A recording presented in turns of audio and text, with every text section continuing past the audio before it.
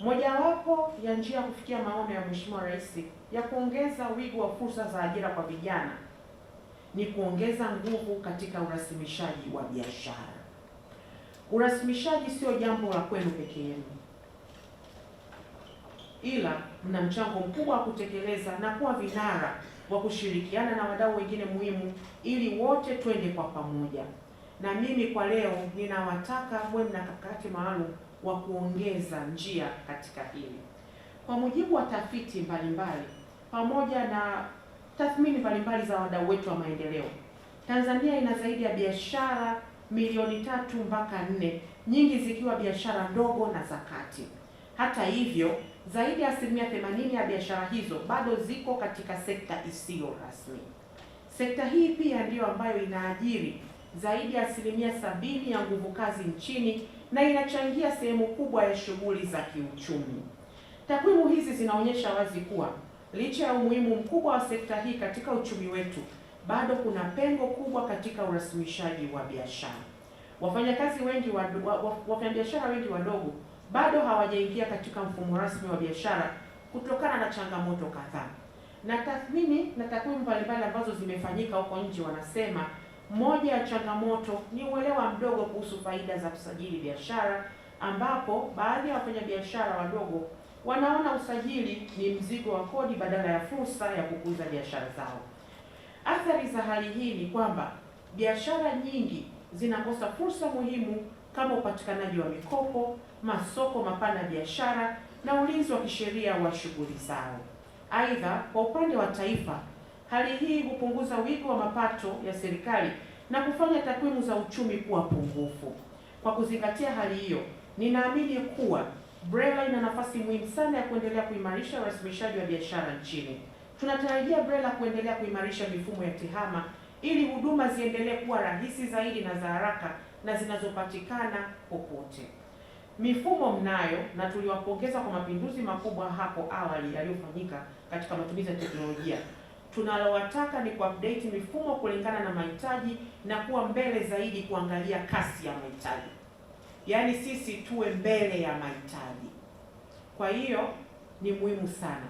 Katika dunia ya leo inayobadilika kwa kasi ya teknolojia, taasisi zinazohudumia wafanyabiashara zinahitaji kuhakikisha kuwa mifumo yao ya kidijitali inaendelea kuishwa mara kwa mara ili kuendana na mahitaji ya sasa ya biashara na uwekezaji.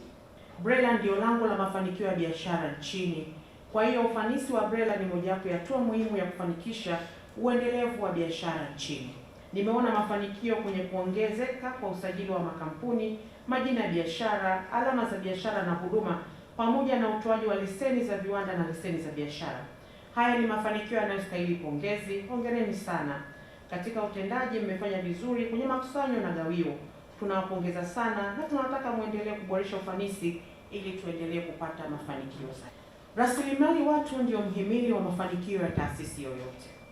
Serikali inatambua umuhimu wa mafunzo endelevu, motisha kazini, mazingira bora ya kazi na ustawi wa watumishi. Hivyo basi, moja wajibu mkubwa wa mwajiri ni kuhakikisha maslahi ya wafanyakazi yanalindwa, haki zao za msingi zinazingatiwa na mazingira bora ya kazi yanatolewa. Kwa upande wa huduma, ndugu zangu, naomba kuwakumbusha, kwa sasa sisi kama serikali tulikubaliana tunafanya udhibiti na uwezeshaji. Kwa hiyo kwa yale masuala yote ambayo yalikuwa yana taswira ya udhibiti peke yake, ni muhimu sasa yaanze kufanyiwa marekebisho na yawe yana taswira ya uwezeshaji. Unapodhibiti lazima uweke na mwanya wa kuwezesha kwa ajili ya uendelevu wa biashara.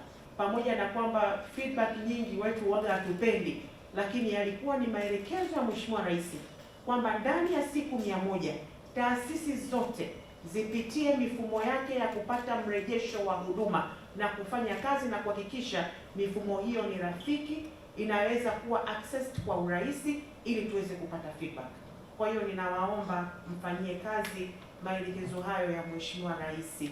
Ndani ya muda mfupi tuweze kuwa na mfumo rafiki wa kupata feedback kwa wateja wetu. Mheshimiwa Waziri, katika kipindi cha nusu mwaka wa fedha 2025/26 wakala umeendelea kuonesha mwenendo mzuri wa kiutendaji wa kifedha. taarifa ya utendaji inaonyesha kuwa utekelezaji wa malengo umefikia 78%, hali inayoashiria kuwa taasisi ipo kwenye mwelekeo sahihi wa kufikia malengo ya mwaka mzima. Kwa upande wa mapato, wakala umefanikiwa kuvuka lengo kwa kufikia 105%, jambo linalodhihirisha uimara wa mifumo ya ukusanyaji na ufanisi katika usimamizi wa rasilimali. Vile vile, katika kipindi husika, jumla ya shilingi bilioni 3.1 zimewasilishwa kwa msajili wa hazina. Hatua hii inathibitisha uzingatiaji wa sheria na uwajibikaji wa taasisi katika usimamizi wa mapato ya umma. Mafanikio haya yamechangiwa kwa kiasi kikubwa na mshikamano, bidii na kujituma kwa wafanyakazi wote wa BRELA pamoja na usimamizi madhubuti wa management na miongozo ya wizara. Mheshimiwa Waziri, katika mwaka wa fedha 2026/27 wakala utaanza utekelezaji wa mpango mkakati wa BRELA ambao ni unaanzia 2026 mpaka 2031. Mpango huu umeandaliwa kwa kuzingatia dira ya taifa 2050 ambayo inalenga kukuza uchumi shindani, kuongeza ajira kwa vijana na kuhakikisha maendeleo endelevu ya viwanda na sekta binafsi.